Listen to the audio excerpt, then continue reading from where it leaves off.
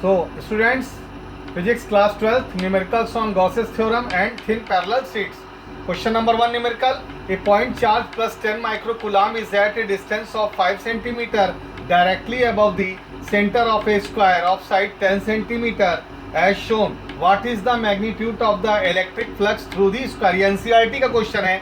वो कह रहे हैं एक स्क्वायर है, इसके सेंटर से डायरेक्टली 5 सेंटीमीटर के डिस्टेंस पर हाइट पर एक चार्ज रखा गया है 10 माइक्रोकूलम का. इस शीट से, स्क्वायर शीट से पास होने वाला इलेक्ट्रिक फ्लक्स कितना होगा?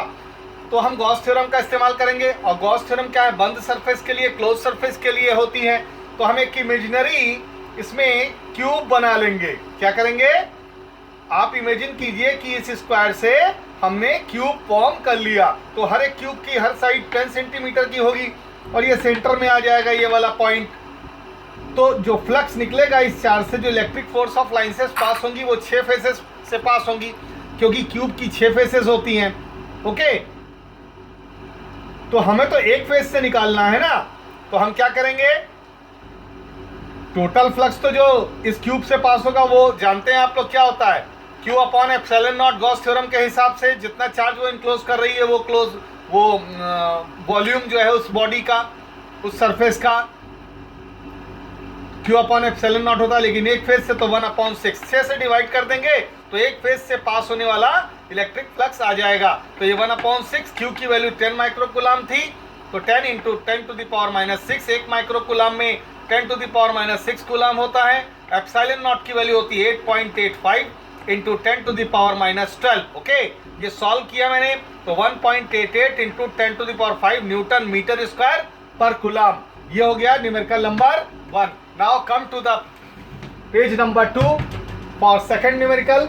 A uniformly charged conducting sphere of 2.4 meter diameter has a surface of charge density of 80 microcoulomb per meter square. Find question number A, the charge on the sphere. Question number B, what is the total electric flux leaving the surface of the sphere?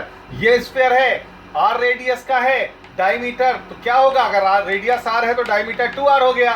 ये diameter दिया है तो इससे मैंने r calculate कर लिया, 2 से divide करके 1.2 मीटर आ गया. ये रेडियस 1.2 मीटर है. सरफेस डेंसिटी ऑफ चार्ज इस स्फीयर की दी हुई है कितना? 80 इंटू 10⁻80 माइक्रोकूलम था, तो माइक्रो को मैंने कन्वर्ट कर लिया कूलम में, 10⁻⁻6 से इंटू कर दिया.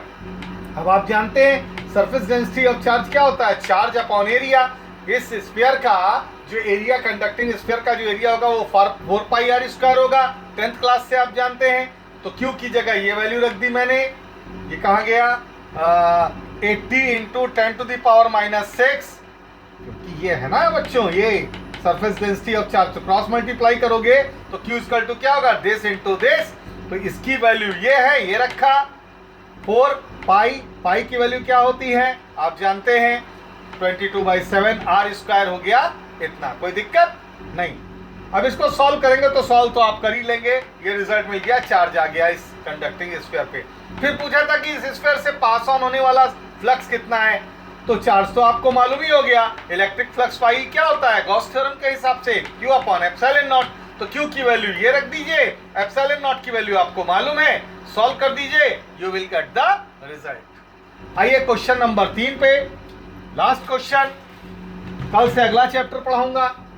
2 large metal plates of area 1 meter square face each other.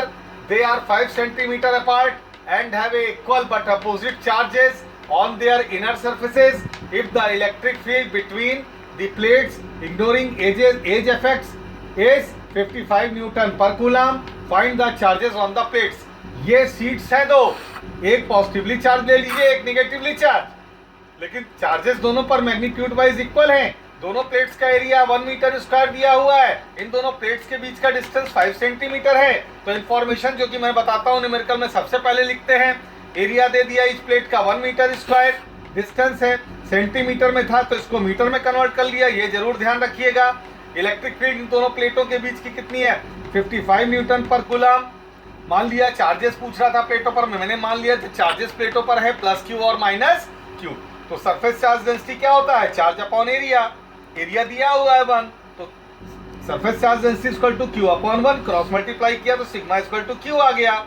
अब फ्लक्स इक्वल टू आप जानते हैं क्या होता है, electric field into area. Electric field दिया हुआ है 55, एरिया आपको मालूम है 1, तो इलेक्ट्रिक फ्लक्स भी आ गया आपका। ओके, अब इलेक्ट्रिक फ्लक्स इक्वल टू क्या होता है गॉस थ्योरम के हिसाब से, Q upon epsilon naught. Phi की वैल्यू ये आपने कैलकुलेट की है, 55 यहाँ पुटअप कर दीजिए। ओके, Q की जगह मैंने सिग्मा रख दिया क्योंकि यहाँ Q इक्वल टू मैं सिग्मा प्रूव कर चुका हूँ। ओके, अभी एप्सिलॉन नॉट की वैल्यू ये मालूम है आपको, ये कांस्टेंट है, क्रॉस मल्टीप्लाई करेंगे तो सिग्मा आ जाएगा। ये सिग्मा आया, इसका क्रॉस मल्टीप्लाई करने पर, और सिग्मा इक्वल टू Q है, तो यही Q की वैल्यू हो गई बच्चों, यानी Q equal to 4.9 into 10⁻⁻10 coulomb. Thank you.